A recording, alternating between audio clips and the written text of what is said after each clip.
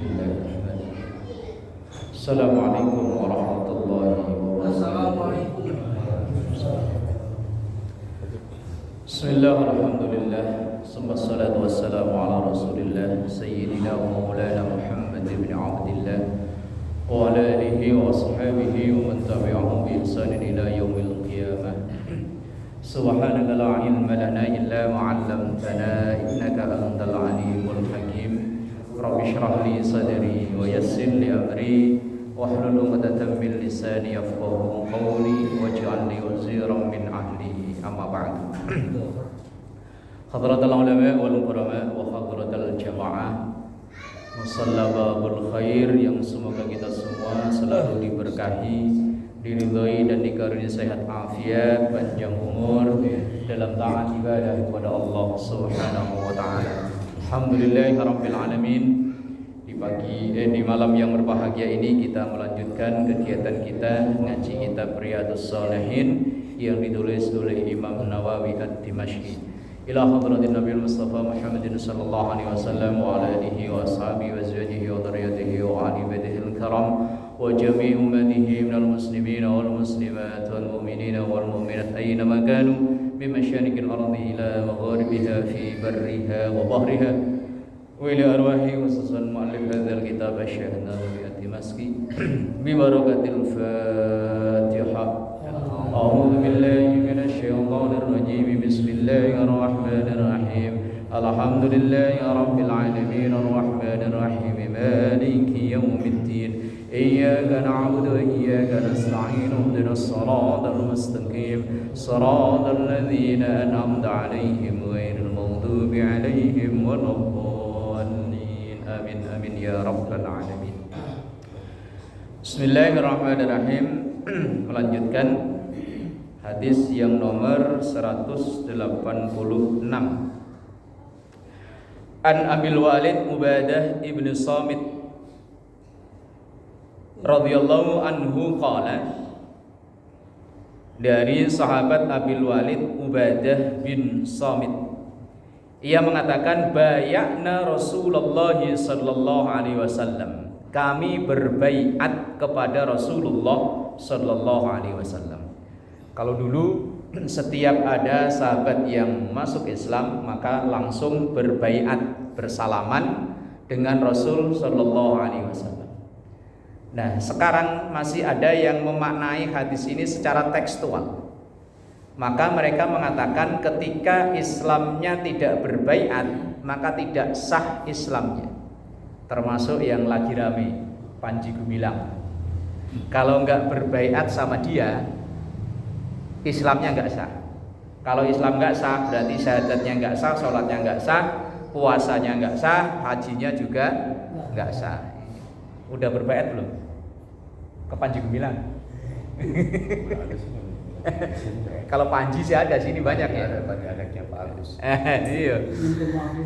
Itu menurut dia, orang NII itu Islam baru sah kalau sudah berbaiat dengan pimpinan. Kemudian ada juga yang LDII.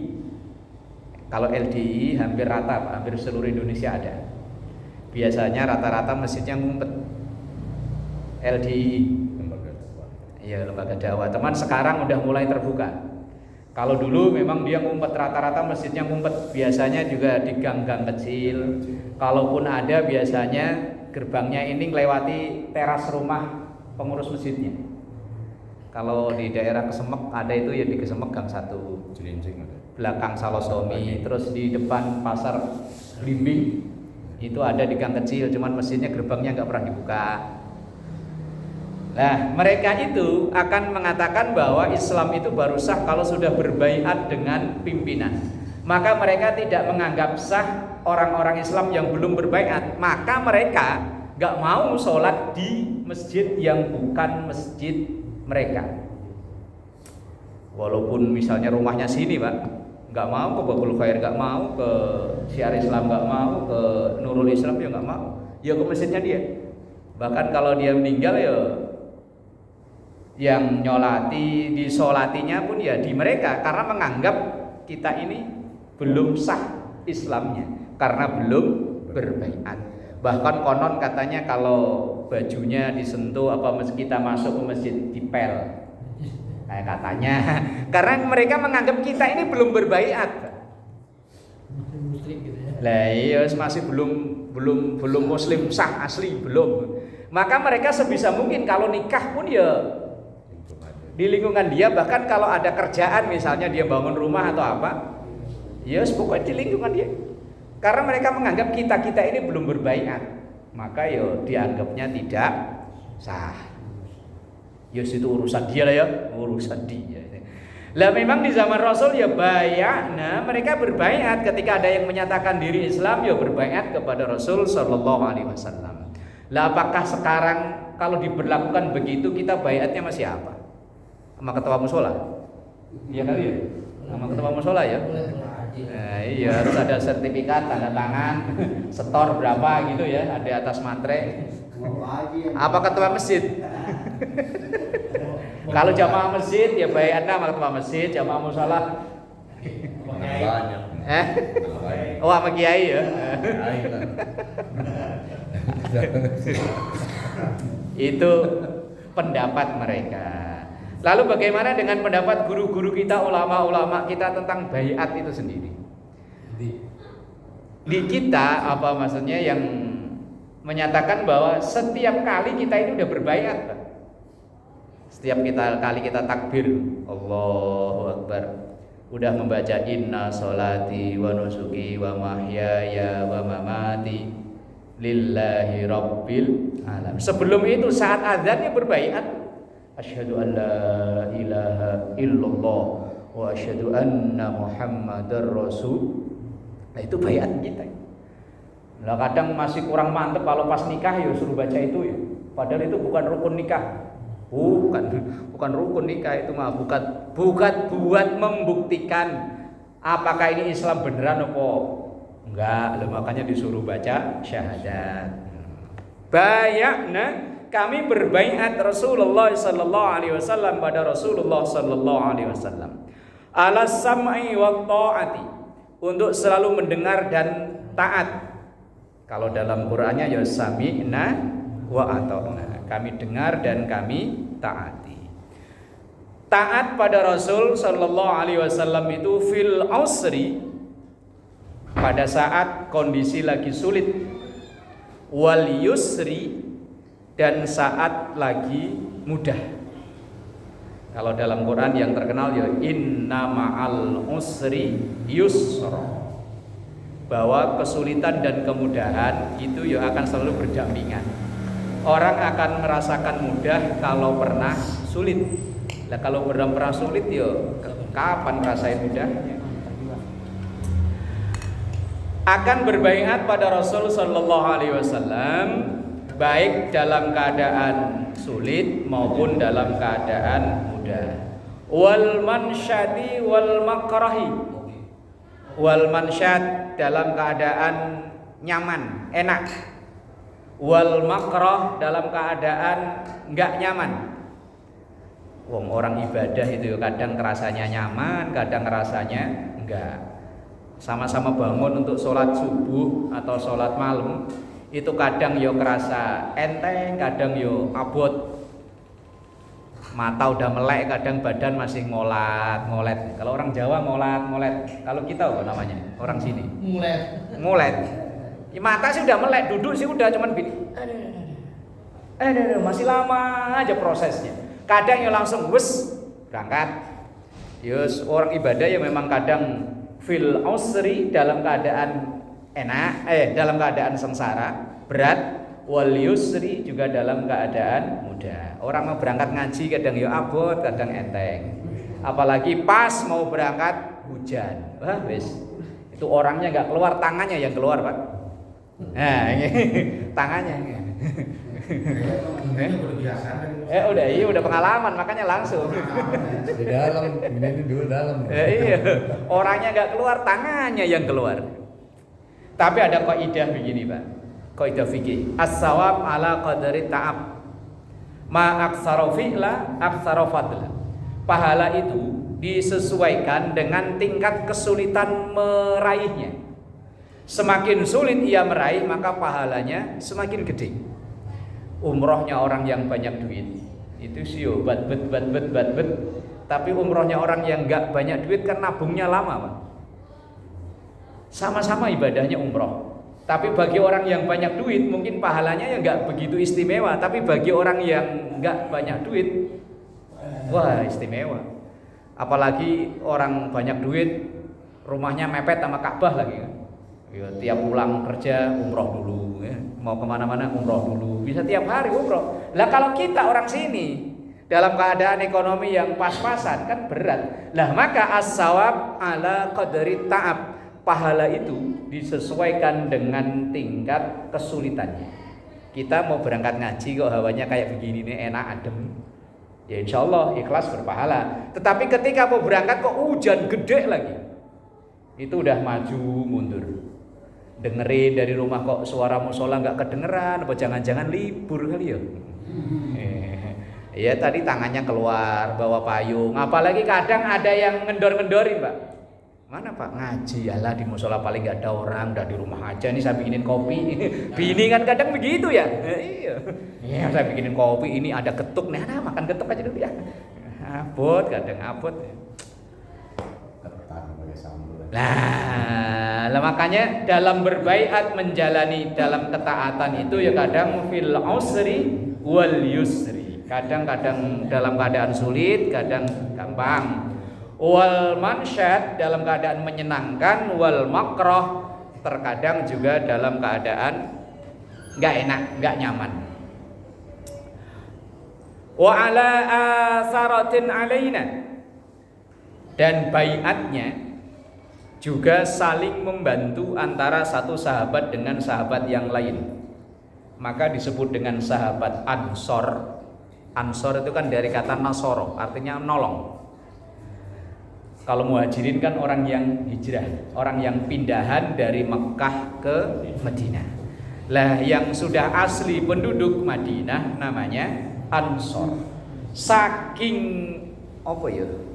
Saking jiwa penolongnya itu loh Pak. Kalau sekarang kayaknya nggak mungkin, bahkan dianggap gila Pak.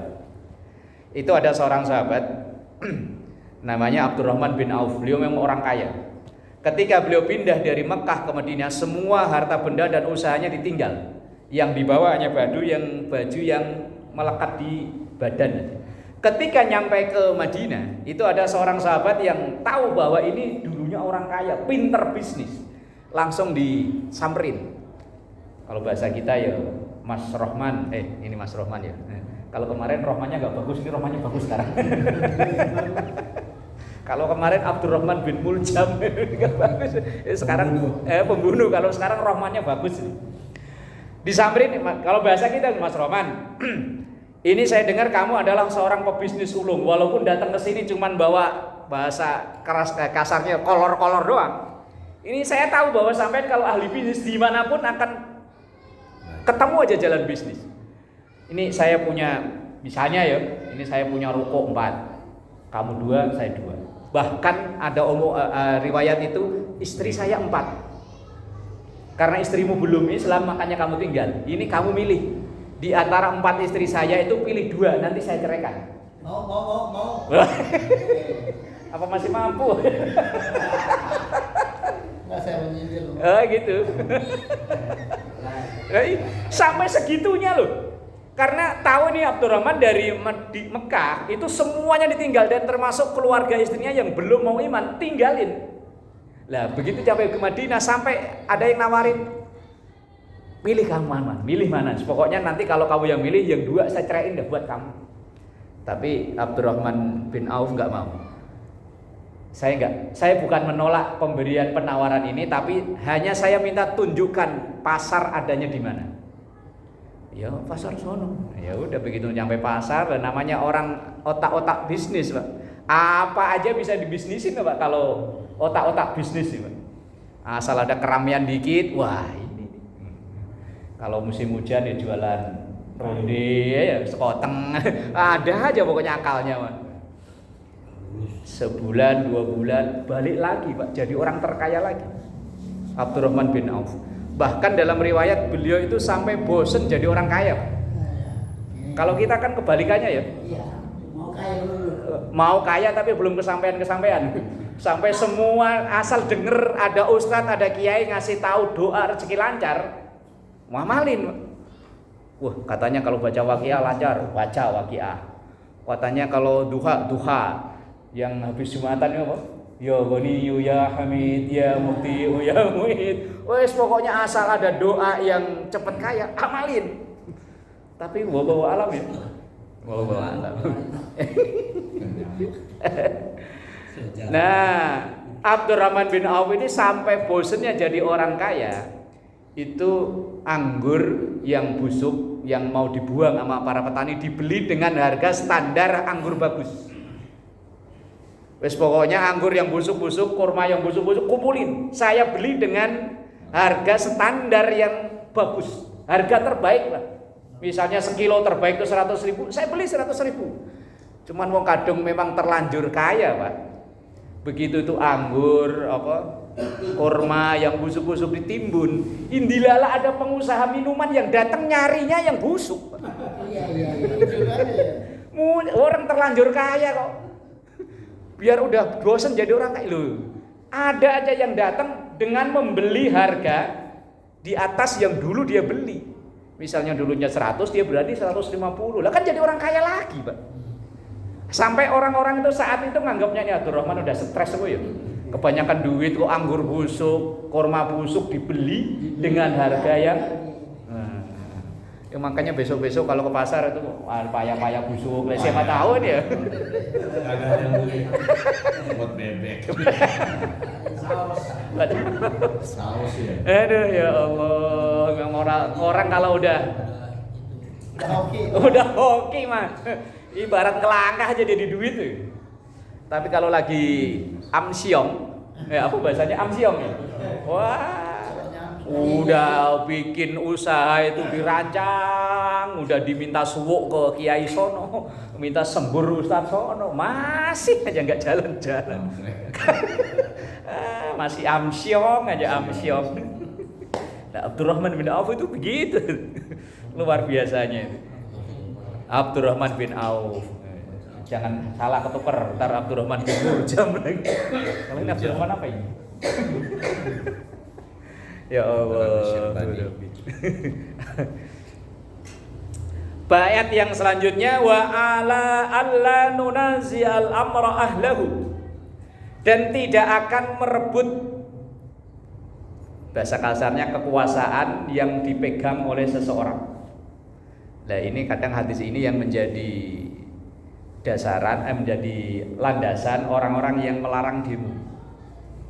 Orang yang sudah terpilih, yaitu mungkin yang dia ahlinya. Tapi kalau memang di sini ada illa antara kufron bawahan indakum minallahi ta'ala fihi burhanun, kecuali kalau memang ada bukti nyata bahwa pemimpin itu sudah tidak layak, nah, baru silahkan di demo, turunkan kayak zaman Pak Harto ya.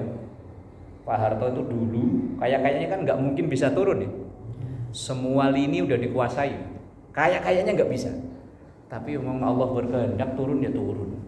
Tapi walaupun di demo kayak apa, kalau belum ke wayahnya turun, yos nggak turun. Lah di sini artinya kalau memang satu urusan itu udah dipegang sama ahlinya, yos kita nggak usah apa itu namanya ya, intervensi apa bahasa kerennya. Intervensi ya udah itu memang serahkan pada ahlinya. Lah kita yang bukan ahlinya nggak usah apa itu ngarep-ngarep untuk megang itu, wong kita bukan ahlinya. Nah kadang kita itu mau ahli mau enggak, pokoknya kalau ada musim ikutan ya. Enggak ngerti politik, enggak ngerti apa, wes pokoknya musimnya nyalek, banyak duit tuh. Begitu nyalek, timnya yang sukses, dianya enggak sukses. Lah timnya yang sukses, asal Pak ini butuh biaya sekian untuk mengumpulkan massa sekian, keluarin. Pak ini survei Bapak kurang dikit Pak, kalau Bapak mau keluarkan ini bisa untuk menggenjot suara yang daerah sono Pak. Yang sukses ya timnya ini, dia mah selesai ya. Minjir saya.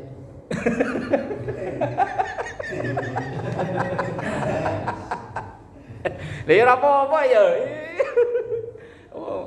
Lah kekuasaan ini perlu Orang merubah maksiat itu lebih cepat dengan kekuasaan daripada cuma dengan mulut demo-demo itu. Ya, kalau orang punya kuasa, keramat tunggal, erek bubar. Udah belum berkali-kali ini mah yo. Iya. Dengan kalau memang ada yang kita dukung dan kayaknya kok ada potensi untuk dia bisa mengurangi maksiat, ya perlu didukung. Tapi kalau dia jadi sumber maksiat, ya walah. Bahaya, Pak. Kadang ya dilema. Beberapa kali di pilihan lurah itu calonnya kata yang orang-orang asli, wah dua-duanya calon dewa judi, ahli main judi Pak, ya, nggak ada calon lain yang nyalon dua-duanya, yang satu yo ahli judi, yang satu yo judi lah. Terus kita milih yang mana? Golput yo udah kadung terima duit satu orang 200.000. Kalau milih dewa judi semua, wes boh. Angel kalau begitu mah. Ruwet ya. Ruwet.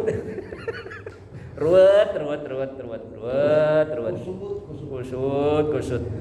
Nah, kita kalau memang bukan ahlinya ya wes lah, serahkan pada ahlinya. Misalnya kayak saya gini, orang nggak ngerti organisasi, nggak ngerti apa-apa, kalau diajak organisasi malah ngeribetin. Ya mending saya wes sonolah. Saya jadi penumpang aja. Kalau saya ditaruh di depan nggak jalan, taruh di belakang ganduli, taruh di tengah ngeribeti. Ya mending di luar kan. Ya kalau saya sadar diri, Mas, saya kalau organisasi nggak ngerti. Ada sembuh ngono lah, yang ngerti-ngerti. Bukan bidang saya itu, Pak. Bahkan dalam hadis Rasulullah sallallahu alaihi wasallam, "Idza usnidal amru ila ghairi ahlihi fantadhiris sa'ah." Kalau urusan udah dipegang orang-orang yang bukan ahlinya, fantadhir, maka tunggu as-sa'ah, saatnya hancur.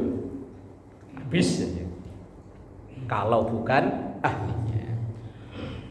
Wa ala an naqula bil haqqi aina ma kunna la nakhafu fillahi laumata laim. Ini baiat yang selanjutnya, untuk tetap mengatakan kalau iya yo iya, kalau enggak yo enggak. Mengatakan yang benar yo benar, yang salah yo salah. Walaupun kadang kebenaran itu berlawanan arus. Ini baiatnya para sahabat pada Rasulullah, diantaranya yang kesekian ini akan siap mengatakan kalau benar ya benar, kalau salah ya salah, walaupun melawan arus. Lah saat itu awal-awal datangnya Islam ya melawan arus kan. Rata-rata orang pada nyembah berhala, lah ini malah enggak. Rata-rata orang saat itu kebanggaannya mabuk, yo ini malah diharamkan. Rata-rata saat itu kebanggaannya judi, ya ini malah diharamkan. Ya kan lawanan arus. Lah memang kadang ya kebenaran kalau tidak disampaikan ya kayaknya dianggapnya aneh, Pak. Tapi ya memang Pak, kebenaran kalau tidak umum di masyarakat itu ya akan timbul masalah baru. Walaupun itu benar dan nggak salah. Ini sering saya contohkan, Pak. Orang sholat jenazah itu nggak ada keharusan jenazahnya di depan orang yang sholat. Tapi kalau itu seandainya dipraktekkan bahwa jenazah nggak harus di depan, misalnya tetap taruh di teras, akan timbul masalah baru.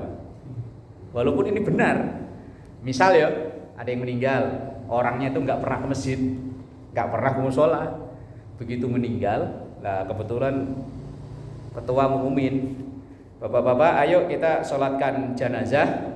Mari kita rapatkan barisan dan jenazah tetap biar di luar aja. Mimpama lah. Lah, itu saya yakin itu ahli warisnya. Wah, nggak umum ya. Kurang ajar ketua mushola, mentang-mentang bapak saya nggak pernah ke masjid, nyolatin aja nggak mau, nggak boleh dimasukin ke masjid. Benar Pak, tapi kalau berlawanan arus dan tidak biasa di masyarakat itu akan timbul masalah baru. Ya makanya para pendahulu-pendahulu kita, para wali songo, sehingga sampai Islam ini diterima dengan mudah penduduk Indonesia karena mereka tidak mau melawan arus. Ikut arus tapi pelan-pelan. Ikut arus pelan-pelan. Misal ya yang tokoh-tokoh sekarang lah. Kalau dulu ada Gusmi Kiai Hamim Jazuli, Jawa Timur. Beliau itu untuk menundukkan para gembong-gembong dewa judi, dewa-dewa mabuk, ya wes ngumpuli apa ya? ikut main. Terus kemudian muncul yang baru Gus Miftah. Awalnya yang nentang luar biasa, selawatan di kafe. Sementara orang pada pakai pada mabuk deyeng-deyeng sallallahu ala Muhammad, tapi sambil deyeng-deyeng, Pak. Sambil minum tapi bukan minum jasu. Minumnya apa itu? Apa? Krating deng. Apa krating deng masuk mabuk? Enggak lah. Bayangkan satu krat. Iya lah, ini juga. Jabir. Ya situlah yang pengalaman dulu. Yang pengalaman juga diem-diem aja.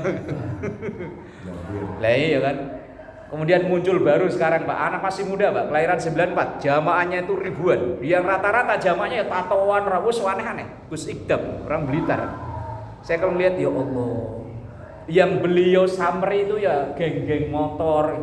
Tapi beliau yang penampilannya ya gaul Pak, tapi diajak ngaji. Wih luar biasa ya. Orang-orang begitu yang hebat.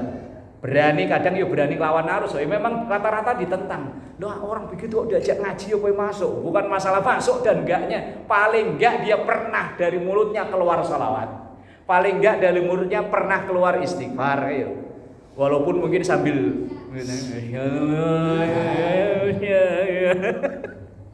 minumnya bukan jasu sih ya. Minumnya apa sih? Kalau di tukang jamu itu yang jenggotan panjangnya. Nah, itu loh. Asek namanya itu. Anggur ginseng. Tahu ya. Alaman nah. Mancing mau cerita. Aduh ya Allah, Rabbi walillahil hamd. Nah ini baiatnya sahabat Rasul Sallallahu Alaihi Wasallam, siap untuk mengatakan kalau benar ya memang dikatakan benar, walaupun kadang ya ditentang banyak orang.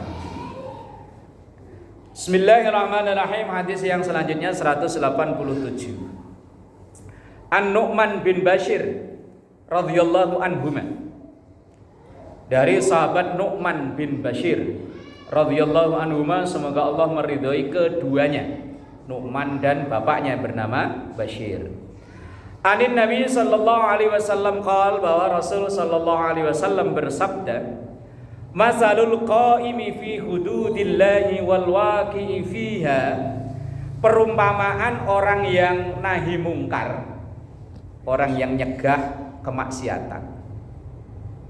Kama sali kaumin, seperti satu kaum istahamu ala safinatin, yang bareng-bareng sama-sama naik kapal. Fasara ba'duhum a'laha wa ba'duhum asfalaha, yang satu di lantai atas, yang satu di lantai bawah. Kalau lantai bawah apa namanya? Deck ya. Nah, ini misalnya ada orang yang negah kemungkaran itu, Rasulullah menggambarkan seperti orang naik kapal, yang satu di atas, satu di bawah. Wa kana alladzi fi asfaliha, dan orang-orang yang berada di lantai bawah, idza istaqau minal ma'i, kalau ia mau ngambil air, marru ala man fawqahum, ia akan berjalan melewati orang yang di atas, alias naik ke atas. Kalau saya ini cuma gambaran loh Pak, saya nggak ngerti kapal misalnya.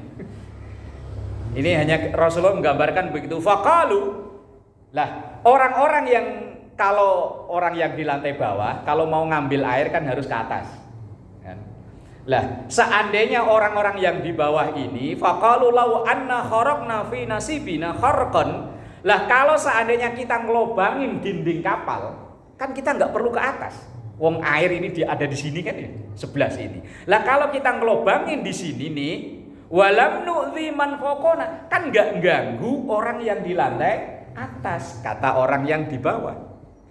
Fa in tarakuhum wa ma aradu halaku jami'an. Lah bolongi kapal, orang bawah bolongi kapal ini kalau nggak dicegah oleh orang yang atas di lantai atas, yo mereka halaku jami'an, akan tenggelam bareng-bareng. Itu ibaratnya kita sama-sama naik kapal, ada satu orang yang bolongi dinding kapal, terus didiemin. Kita diemin, wong yang berbuat dia. Iya, pakai tangan dia, pakai apa yang kuat itu? Palu apa? Apa yang buat tembok yang pahat. Pakai pahat dia. Ngapain? Saya tegur udah biarin lah. Nah, itu ibarat kita yang mabuk dia. Kalau di potongan ceramahnya kayak Zainuddin Amjad itu, kan serem itu. Yang mabuk dia, yang minum dia, yang zina dia. Ngapain saya harus nasehatin? Wong duit dia. Nanti kalau kena penyakit, yo dia. Kenapa harus nasehatin? Nah, itu kalau orang yang cuek. Nah, kayak ini Rasulullah menggambarkan kalau seandainya orang atas itu membiarkan dia tetap melobangi kapal, yo hancur semuanya. Tenggelam semuanya. Nah, ibarat kita lagi naik bis misalnya, ada orang ngurak-ngurik mesin. Nah, kalau mesin ini rusak kan yang celaka bukan hanya dia sendiri, orang satu bis celaka semua. Lah dia ngerusakin kapal, yang tenggelam bukan dia sendiri, tapi yo semua penumpang. Lah itu diibaratkan Rasulullah kalau satu wilayah kemaksiatan yang berbuat sih dia sendiri. Tapi nanti kalau Allah menurunkan azab yang kena bukan dia sendiri, semuanya kena.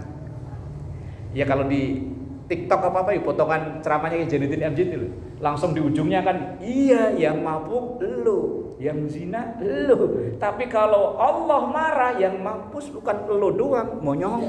Ada kan itu kan? Tapi kalau yang ngomongnya Zainuddin Amjad kan mantep Pak. Iya, yang mampus bukan elu doang, monyong kan gitu, ada gitu ya. Lah itu kalau kemaksiatan dibiarin itu ibarat orang lobangi dinding kapal, kita antepin.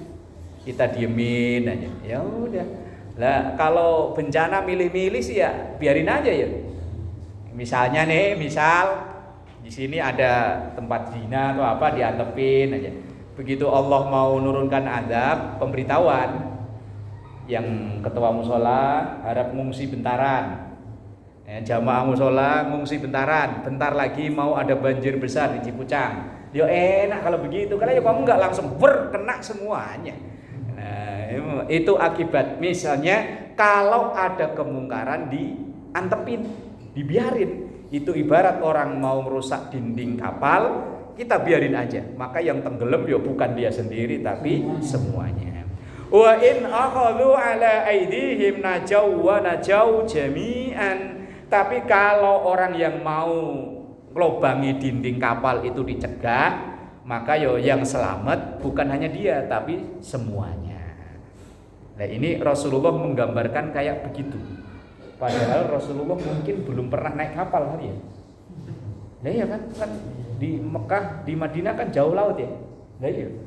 Lah kok Rasulullah udah bahas kapal itu berarti kan ya memang wa ma yantiqu anil hawa in huwa illa wahyu yuha.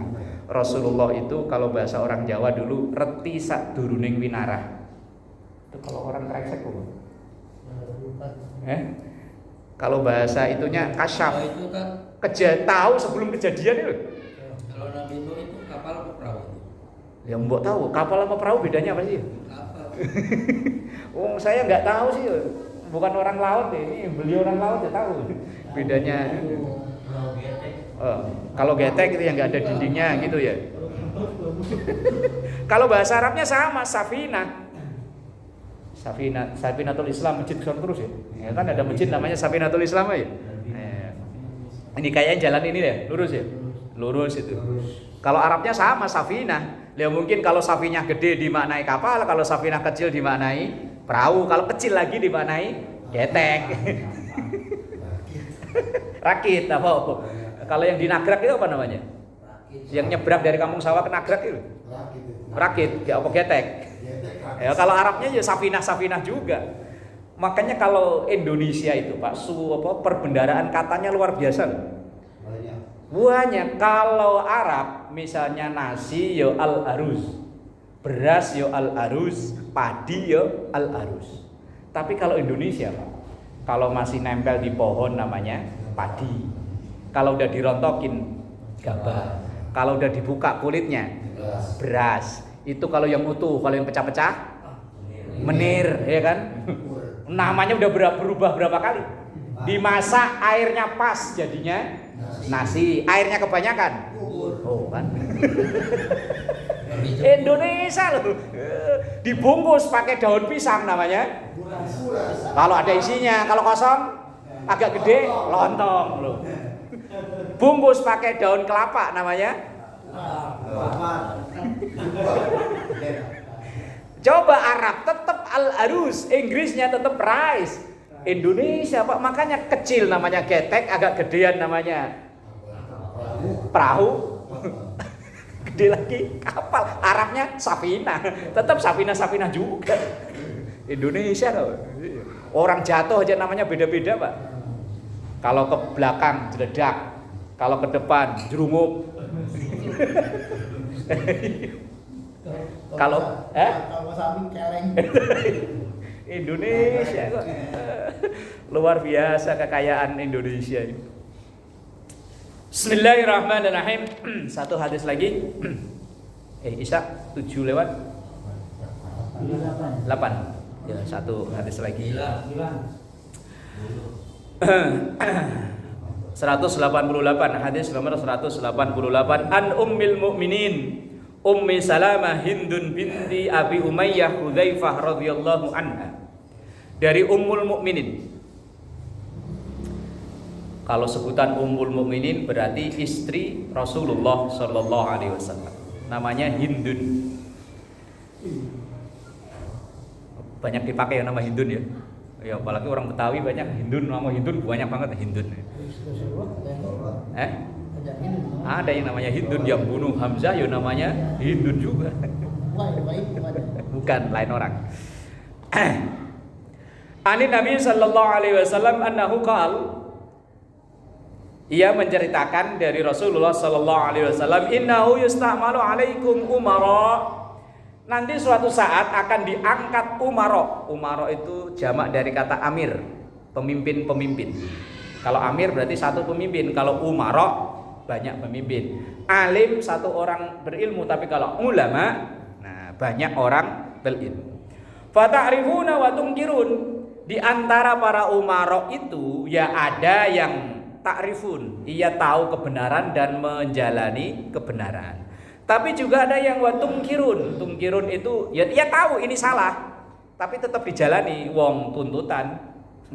Ini salah, tahu kalau ini salah, tapi ya dijalani wong tuntutan, ya biasa tuntutan sponsor ya bisa jadi. Dulu kamu kampanye yang biayai saya, kamu harus bikin undang-undang ya begini. Tungkirun itu namanya itu. Lah kalau kita misalnya tahu ada umarok yang berkelakuan seperti yang kedua itu tadi, maka faman kariya faqad bari'a. Kalau ia mengingkari, misalnya kita tahu nih dia melakukan kesalahan, tapi kita nggak ada kemampuan untuk ngingetin dia. Kalau kita ngingetin dia, bisa jadi kita yang nyemplung, bisa dikandangin. Ini saya pernah dengar cerita, wallahu alam bener mau nggak ini. Ini yang cerita anggota dewan. Dia bilang begini, anggota dewan yang ketangkep KPK itu belum tentu salah. Bisa jadi ia tidak mau diajak kerjasama, nggak mau diajak kerjasama untuk mainin anggaran. Akhirnya dia yang kalau orang Jawa dipakakno apa? Dijeblosin jadi empannya, jadi tumbal. Ini kata dia wallahu alam. Itu saat itu pernah dengar omongan begitu, langsung ngobrol begini. Saya nanya, tuh anggota dewan kurang apa ya? Gaji besar, tunjangan besar, uang reses, uang ini kok masih aja korupsi? Dia bilang, belum tentu dia yang salah. Bisa jadi dia yang menjadi tumbal. Ketika ada proyek dia nggak mau diajak kerjasama, ya udah dia aja tumbalin. Katanya, wis wallahu a'lam. Wa man angkara faqad salima. Kalau dia orang kita tahu tapi kita nggak bisa merubah, ya wis kita ingkari. Ya dalam hati kita ingkar. Makanya di hadis yang kemarin kan, man ra'a minkumul munkar falyughayyir biyadi. Kalau ada kemungkaran, kalau mampu rubah dengan tangan, artinya kekuasaan. Fa illam yastati fa bilisani. Kalau kita enggak mampu ya dengan lisan, dengan omongan, teguran. Tapi fa illam yastati fa biqalbi. Kalau enggak mampu ya dengan hati. Udah mentok udah. Lah kayak kita ini bisanya apa? Kekuasaan enggak punya. Kemampuan bicara Nggak bisa. Kalau kemampuan bicara kan berarti kayak wartawan, orang yang punya media. Lah kalau kita punya apa ya wes biqalbi dengan hati, yaitu dengan cara ngingkari bahwa itu kemungkaran, bahwa itu salah. Walakin man radiya wa taba'a, tapi kalau orang itu redo itu ya biarin lah dia sendiri, apalagi nanti kalau saya dapat persenan. Nah, yang begini nih. Nah, yang begini nih. Wa man radiya bi fi'lihim wa taba'ahum fa huwal 'asi. Lah kalau orang yang redo apalagi ngarep-ngarep dapat ceperan, korupsi biarin dah, yang penting mah saya dapat fa huwal 'asi, inilah termasuk kemaksiatan. Nah, dulu pernah ada yang nanya, "Pak Ustadz, kalau ada yang korupsi buat bangun masjid gimana?" Kan masjid ini ngajuin proposal pembangunan sekian. Nah, udah tahu nih biaya dana nggak jelas. Yo, itu ibarat orang mau nyuci baju tapi pakai air kotor.